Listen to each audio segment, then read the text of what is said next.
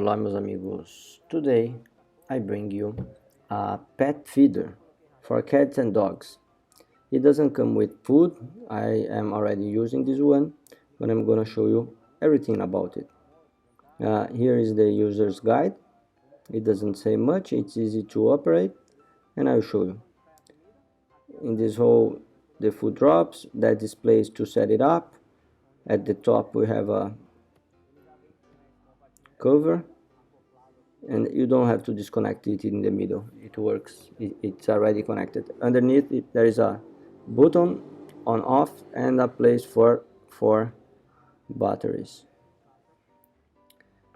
And here is where the food drops.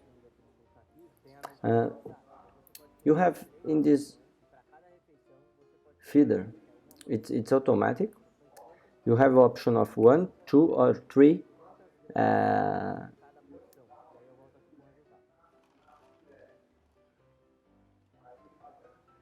meals a day.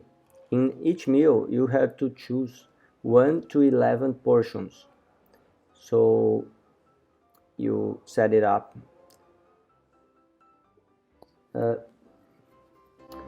Regarding how much grams in each portion, you have to weight it all because of the different sizes of food.